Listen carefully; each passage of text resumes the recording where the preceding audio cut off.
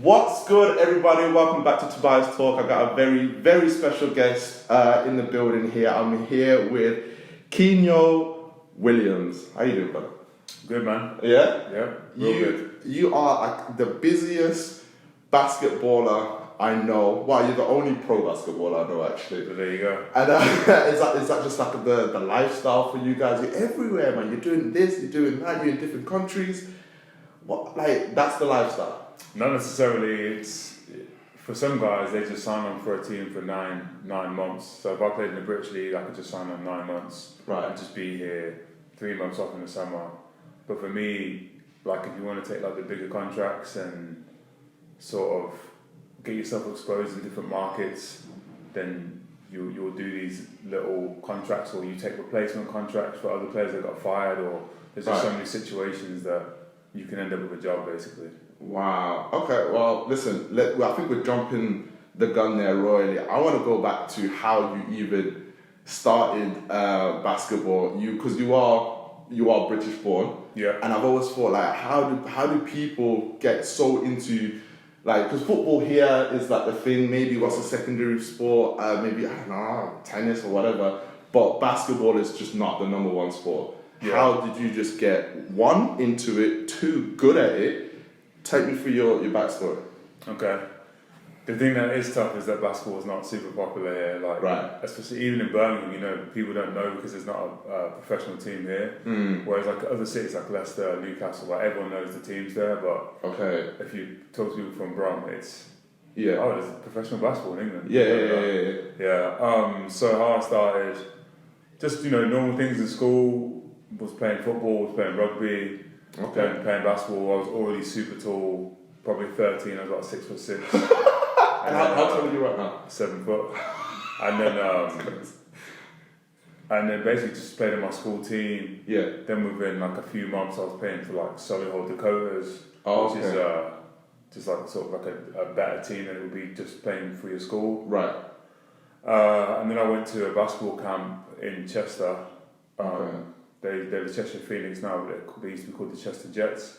So I went to their basketball camp, and basically there were some scouts there from the States. Okay. And I think already I must have been like even taller, maybe 6'8" at this point. And they were just like, you're huge, you've got good touch, which is like your hands, like good touch for the ball. Yeah. So they basically said, do you want to come to the States and you'll get a scholarship? And what comes first, like because we kind of naturally gravitate towards things we're good at. You said you did football, you did basketball, you did rugby. But what comes first, I guess, the height or the ability? Oh, definitely the height. The height. So and that kind of pushed you more towards everyone in your circle must have been like, you should do basketball, right? Yeah. So when I was young, I was bullied and stuff for being big, and I was also chubby, quite fat. So I was like bullied all the time. I got in a lot of fights, all that type of stuff. Yeah.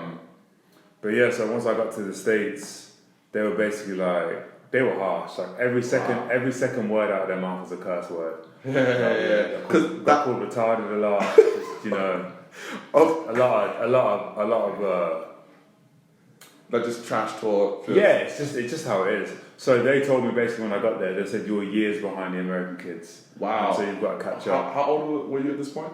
I just turned 15, so I just turned my 15th birthday. So the when you were at Chester, what's it called, Chester Jets. Jets basketball camp. The scout there was like, how did it go from Chester Jets to like, I'm in America, and what part of America? So basically, as soon as the camp ended, they pretty much told me they're going to call me in a couple of days. Oh wow! Okay. They did call me, and then my mum thought it was going to be like a good opportunity. I did as well, and there was no reason for me not to go. Especially like I was getting bullied at school. Like I didn't want to be. I didn't want to be in school anyway. So for me to be like, okay, I'm going to the States. I watched enough Saved by the Bell. We're very hip to like American culture. If anything, that's like almost the goal, really. Like everyone's trying to break America in some field, whatever you're doing, right? Except for probably football. You're probably best. Staying here. But so you're in America. You're in somewhere like extremely foreign. You're getting trash talk. People are giving you like hard times. That's safe to say. Yeah. Yeah, and you're 15. Just so you know how school is. I think most people Yeah, experience some type of bullying But at school. I feel like Americans hit differently. See, the thing is, I went to the States, and in my first year, I was still fat. But as soon as I got there, like I said, they told me I'm years behind the American kids. Skill-wise? Yeah, skill, everything-wise, basketball-wise. They've been playing since they're 4 years old. It's their sport, I've started since 13, you know, so right. Okay. I am literally years behind. But I feel like you could be like, I've been doing this a couple of years. You've been doing it your whole life. Do you know what I mean? That would have been my kind of be like... because basically you've got to reach certain milestones by certain ages. So by the time you're a senior in high school, you need to be getting recruited by university. So it's not like take as long as you need. It's like you need to be at a certain level. Press, So they had me up at 5 a.m. every day, working out. I was on Atkins diet. Damn. So 0 carbs. Lost about 30 kilograms within a couple months. Wow. So this is when things changed as well, because from me going from being fat to being like slimmer, athletic. Yeah, that was like not only changed basketball wise because I was able to do more, more mobile and everything. It was also a change in how people treated me.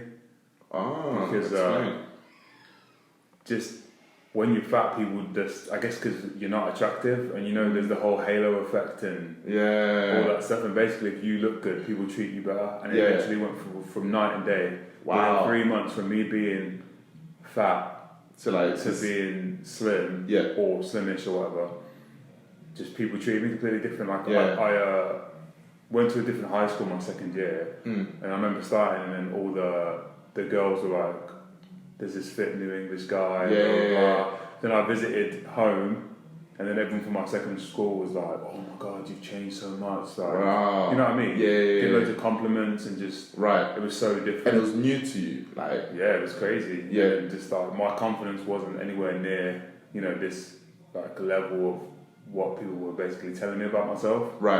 So you kind of had to like catch up to what people were saying. You're like, that took years. Oh, really? Yeah, it took years. So you never went on the other end where you kind of were too full of yourself. No. Like you never got a bit like, I'm that guy. Definitely not. No? No. Okay. Took years for me to be like, you know what, I'm alright.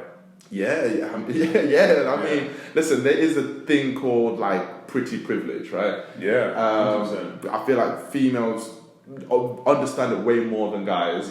But how you look and how you present yourself, man, like as soon as you walk through the door, people are already making snapshot, just like opinions about you. So, but at this point, you are an athlete. Is this because my understanding, you have like D1, D2, D3. Did you fit into any of those? So from high school, I went D1. I had like tons of. So basically, in those, you have 4 years of high school in the States. So in those 4 years, I developed loads. But it was like I said, they had me up at 5 a.m. workouts, then school, then more workouts, and team practice. And then even on the weekend, it's like if we have free time, it's like, what should we do? Go get a workout in. Damn. Do you know what I mean? So it was literally like eat, sleep, train, basketball. Just that. And then so eventually I did get quite good.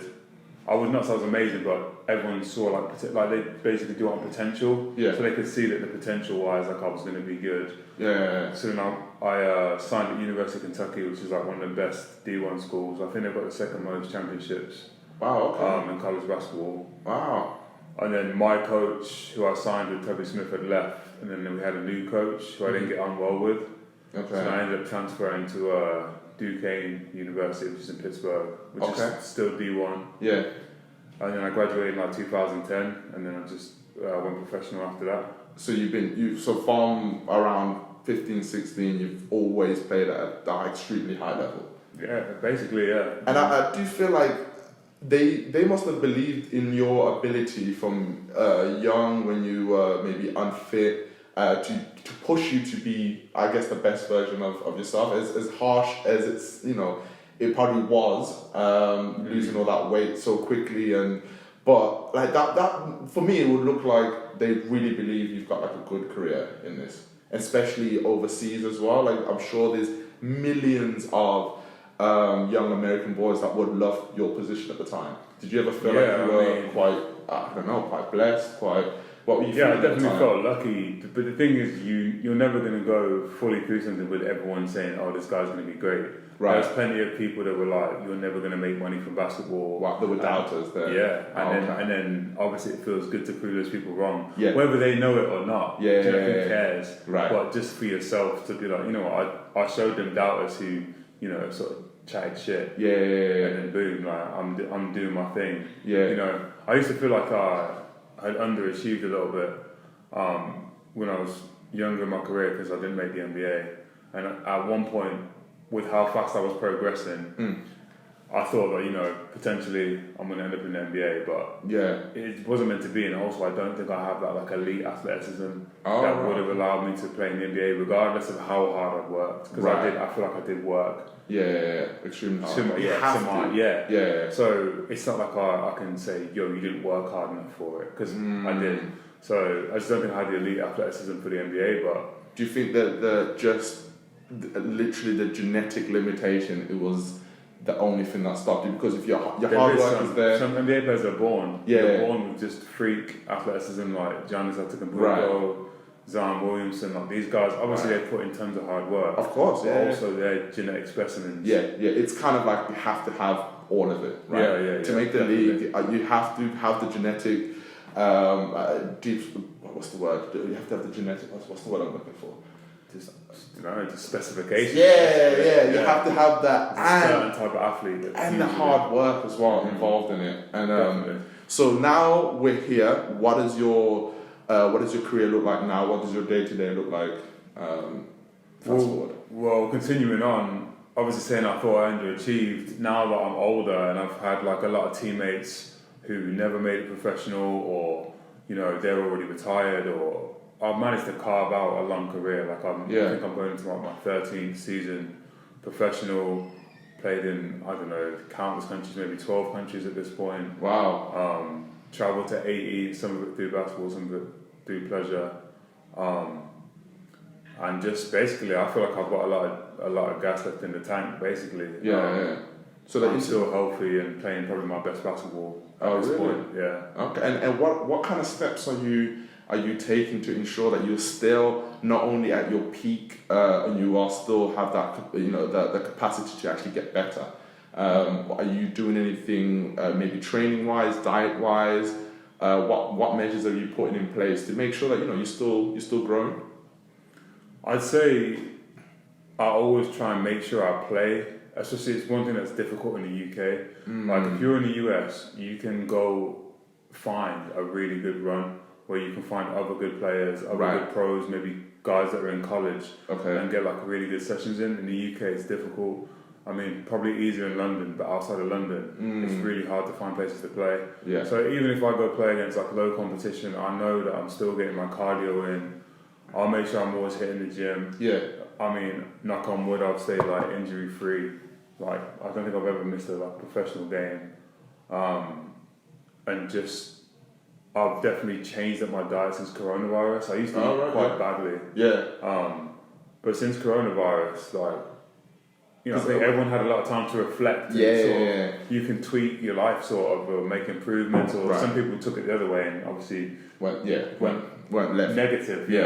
But like I switched up my diet and just realised I need to start eating healthier if I want to play longer, and I could just tell, like, I'm 34 now.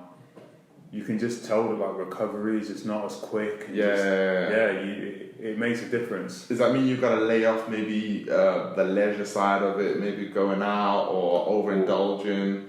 Do you have to be cautious about that now? So what it is the biggest example is I could easily play a game, go on a night out, and in the morning feel recovered and fresh. Wow. Now if I play a game and have a night out and I've been on my feet all night after playing, I'll realise that, my legs are so tired the next day. Whereas it used to be like, boom, bounce back. Back in the day you could. But now. Even probably 2-3 years ago I could. I've noticed recently, I'm like, wow. If I go on a night out, it takes me that extra day for my legs to recover. I'm finished, man.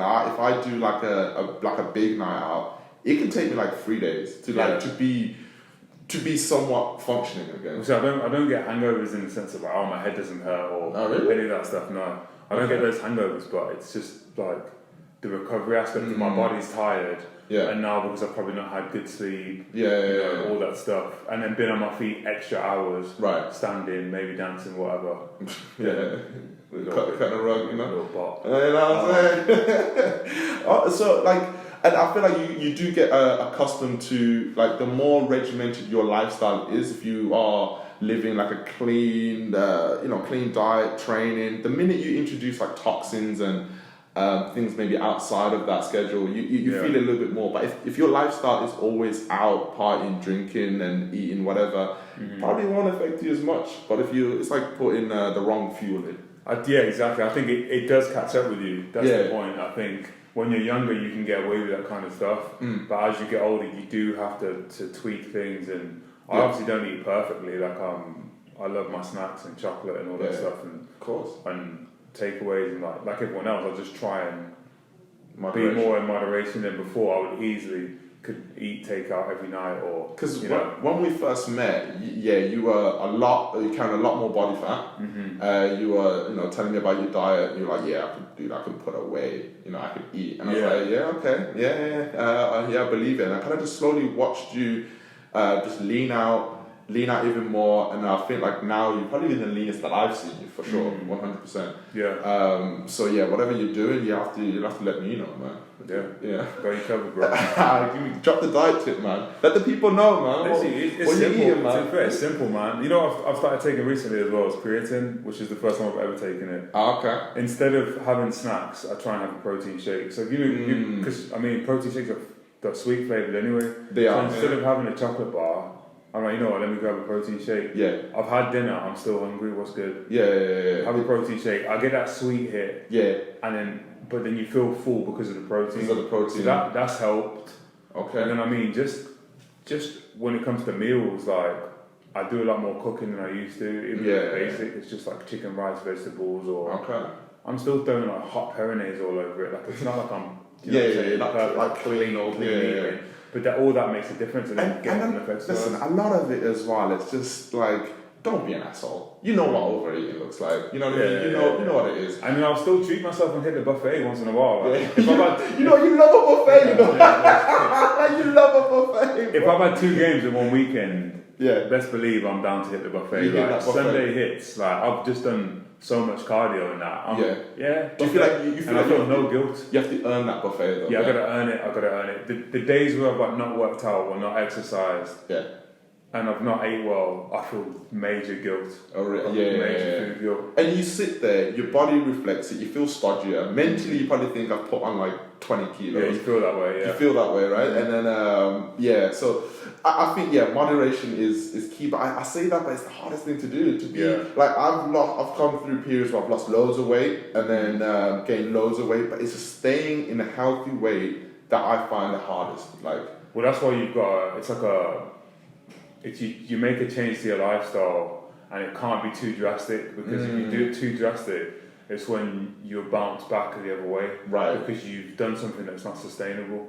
Very true. And that's why it has to be like small little changes. Yeah, that you can keep up with. You can. Yeah. Let's say you start with cutting out pop. Yeah. Or even if you can't cut out pop, then have diet pop. But it's not too good to drink too much of that as well. But going from like 6,000 calories to like 1,008. Yeah. And then thinking I can do this forever. It's like, you're not going to be able to. Yeah. So it's you've got to find like a good balance, and then obviously you're supposed to lose weight slowly.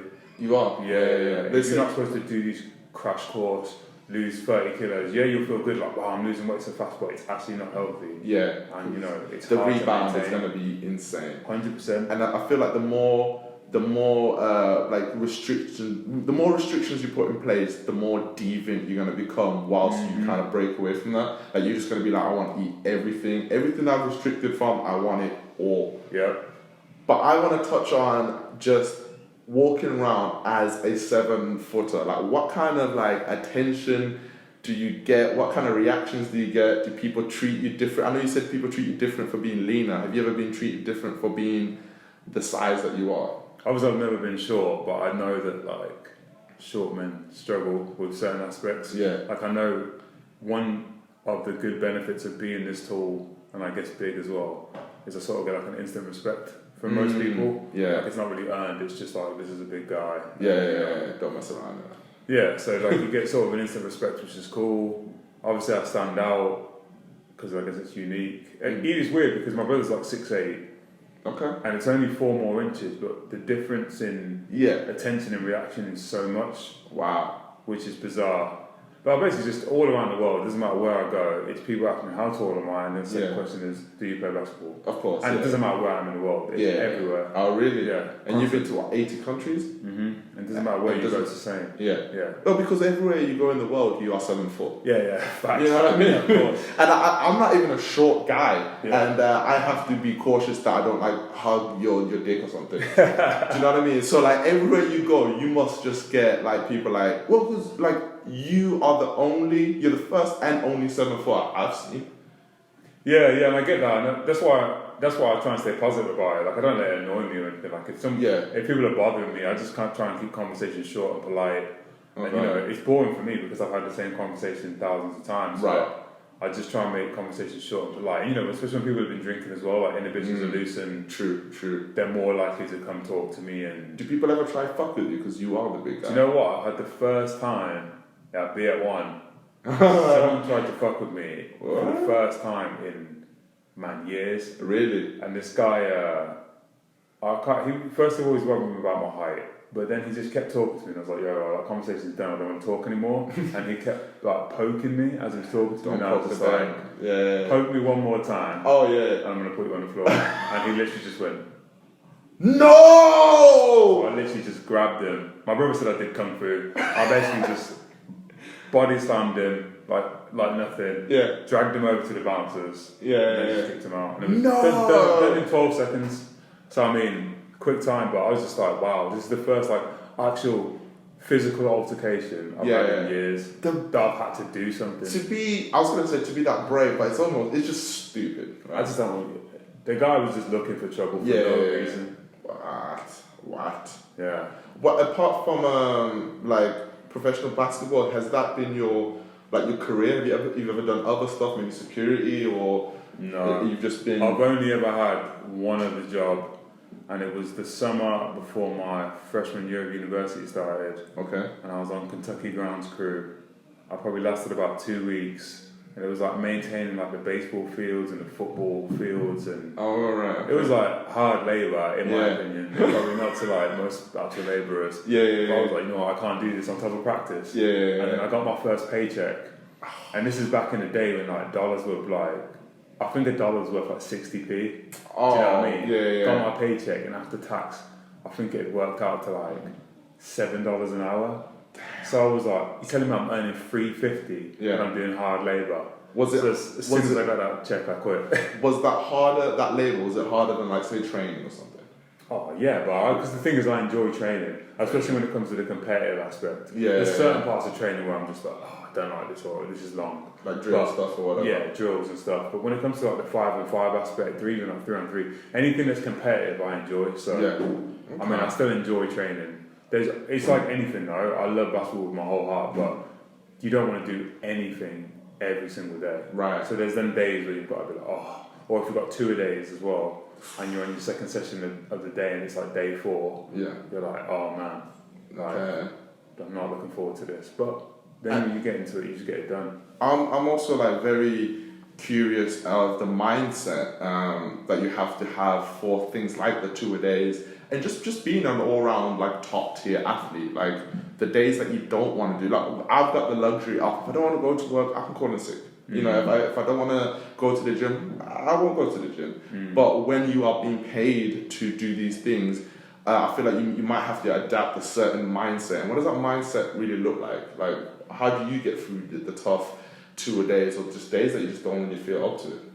I think I generally have always been a no excuses kind of guy, but I think it stems from when I told you when I moved to the States, I had these really like, you know, they were great coaches, but also they were very harsh, especially me coming from the UK, being a mama's boy, and suddenly having these like older male figures who are yelling at me constantly and like calling me a dickhead and retarded and all that stuff. Damn. But it's only because they're trying to coach me to be a better player. Right. But it's just people have different methods. Yeah. But I think I feel like my mental toughness is like 100, like solid. Oh, okay. Like, there's nothing you can tell me about myself that Yeah. I know myself in and out, and I think for me there's just no excuses. Like it's the same as if I want to go party the night before, I'll be at practice at 8 a.m. Okay. Like I can do both because I'm not going to make an excuse of I don't feel good enough. Like, nah, I don't care. Like you just build up overall just mental toughness and like you. Yeah, I guess like, I feel like what you've been through is just built so much resilience to stress, and you've built up your character, and maybe through challenge. Yeah. And not a lot of us will ever be in a position where we are forced to produce a win or produce you know what I mean. So that's also just that alone is a high stress environment. You know what I mean? Yeah, like I said, it's not always been smooth. So you definitely have to develop a resilience. Like I've been cut from teams, right? So and sometimes it's not even your own fault. Like I remember I got cut on a British team early on in my career, and another guy came back from playing elsewhere, same position as me, and was willing to play for much lower money. And it ended up working out because a month later I got a high paying job anyway. In a different country. But at that moment I was like, wow, I'm getting cut. Like this is a big deal. It's a big knockback, Right. Yeah. And that's just part of the. And actually recently I got cut in Mexico, and I would say to no fault of my own. Okay. Like I worked my ass off, and the team was just basically a bad team. A lot of people got cut. They ended up changing the whole coaching staff. Right. Okay. So the things outside of your control. Yeah. Right? And then I landed in Venezuela literally 2 weeks later, and then that was a good experience. So it's not every experience that's going to be like a positive one. Yeah. And that's why you have to be resilient and mentally tough, because otherwise you just pack it in and be like, I can't do this. Yeah. Wow. And what does the future look like for Morakinyo Williams? Well, I've got this Indonesian basketball league contract coming up. Yeah. That maximum would go till June if we went all the way to the finals. Then after that, hopefully play back in Venezuela. Yeah. Because it's a really good league and pays well and everything. So that's basically like my goal at the moment. Yeah. For me, just playing in Lebanon and Syria in this cup, I got a bunch of offers, like really good offers. Okay. Stuff that if I had those offers 2 months ago, I would have been beaming. Yeah.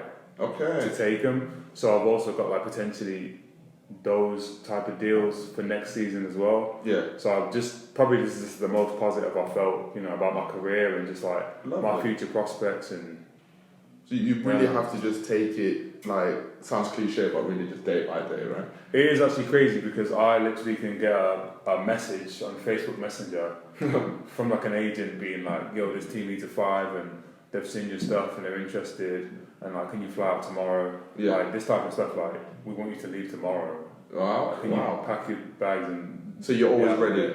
So I'm pretty much always ready, and that's why it makes it hard for other stuff in life, because you don't really know what your future is and where you're going to be in 2 months, or unless you sign a long-term deal. Right. So that's part of the challenge as well. Okay. Right. And what is the team that you support, you keep up with? San Antonio Spurs is my team in the NBA. Okay. They've not been good for a while. Okay. So, but other than that, I mainly like to see my friends. If I've got friends that play in certain places, I just automatically try and watch their games, and it's more about supporting them as a player rather than a specific team. But if they, I just want to know they're doing well. Yeah. Yeah. Lovely. I've really enjoyed this podcast, man. How do you feel? Me too, man. Yeah? Yeah, I feel like I've... You're unloaded. A lot. Yeah, man. I find your story just so interesting from the day I met you. I think because I met you in the gym, and I think I just bothered you. I think I just bombarded you with a million questions. So I'm actually happy that I actually got it on the podcast, and thank you so much for coming, man. Yeah, man, thanks for having me. I appreciate it, bro. Thank you very much, guys, for tuning in to Tobias Talks. I will be here same time next week. And leave me all that good stuff. Show me some love, likes, comments, share the reels. And yeah, follow. I'm gonna mess up your name. I'm gonna mess up your. My Instagram's Kinyo Williams. Okay. Pretty easy. KINYO Williams. Check him out. Keep up with him. He's everywhere. He's worldwide. Try pin him down. You can't. And thank you so much. Peace, dude. Sweet, man. Oh man, that was awesome, man. How was that? Yeah, good, bro. You like it? Yeah. Damn, man, you.